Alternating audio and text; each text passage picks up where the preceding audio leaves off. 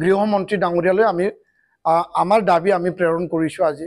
2 number কথাটো আছিল যে বড়ো চুক্তি অনুযায়ী কাৰ্বি আংলঙত থকা বড়োসকলক পাৰ্বত্য জিলাৰ মৰ্যাদা প্ৰদান কৰিব লাগে, ST হিলৰ, আৰু কাৰ্বিসকলৰ কাৰ্বি চুক্তি অনুযায়ী ST প্লেইনৰ মৰ্যাদা প্ৰদান কৰিব লাগে।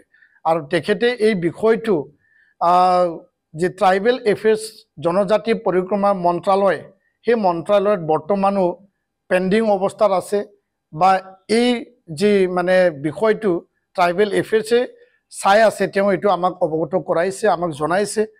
3 নম্বৰ দাবীটো আছিল যে ৰঞ্জন দৈমাৰী আৰু আন 6 গৰাকী, ৰঞ্জন দৈমাৰী আৰু আন 6 গৰাকী প্ৰাক্তন NDB নেতা আৰু কেডাৰক যি CBI যি কনভিকশ্যন কৰা হৈছিল, তেওঁলোকে 13, 14, 15 বছৰ ধৰি কাৰাবাস কৰি আছে, আৰু তেওঁলোকক অতি শীঘ্ৰেই জেলৰ পৰা মুকলি কৰি দিব লাগে। যি ধৰণে 56 প্ৰাক্তন NDB সদস্যক NIA কেছৰ দ্বাৰা মানে NIA কেছটো অসমলৈ নি পেলাই, অসমৰ পৰা জিলা পৰ্যায়ত নি পেলাই তেওঁলোকক আজি তাৰিখত বেইল প্ৰদান কৰা হৈছে, তেওঁলোকক ঘৰলৈ যাব দিয়া হৈছে।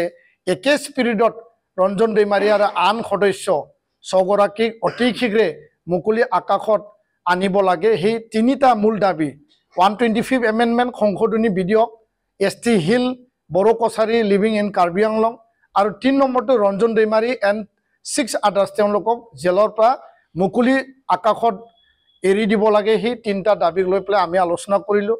আলোচনা সৌজন্যমূলক আছিল। আলোচনাত খুব গুৰুত্ব সহকাৰে কেন্দ্ৰীয় গৃহ সচিব ডাঙৰীয়াই শুনিছে, আৰু একেলগে তাত মানে এডিশ্যনেল ছেক্ৰেটাৰী পীয়ুষ গোৱেল ডাঙৰীয়াও আছিল। আৰু সেই আলোচনাত এটা ফলপ্ৰসূ ৰাস্তাৰে আগবাঢ়ি যোৱাৰ কাৰণে আমি চৰকাৰক আমি হেঁচা দিছোঁ, আমি দাবী জনাইছোঁ, আৰু এই কথাও আমি কৈছোঁ যে আমাৰ চিন্তাত, আমাৰ মনত এই কথাটো নাহে, কিন্তু আমি বাধ্যত ক'ব লগা হৈছোঁ, আমি কম্পালচন হৈছোঁ, কিয়নো 5টা বছৰ উকলি গ'ল, আৰু 5 বছৰত যি মূল যি বিষয় আছিল যে সংবিধান সংশোধনী বিধেয়কৰ যোগেদি যি এই চুক্তিক এটা মানে যে এটা সাংবিধানিক মৰ্যাদা প্ৰদান কৰিব লাগে, এই বিষয়টো লৈ পেলাই আমি কেন্দ্ৰীয় গৃহ সচিব ডাঙৰীয়াক আমি কৈছোঁ। আমি অনিচ্ছা সত্ত্বেও আমি ক'ব লগা হৈছে যে যদি এই বিধেয়কখন অতি শীঘ্ৰে যদি পাৰিত নকৰে, বা এই বছৰৰ ভিতৰত এই বৰ্ষাকালীন যি মানে যি অধিৱেশন চলি আছে, এই সময়ত যদি এইটো পাৰিত নকৰে, অনাগত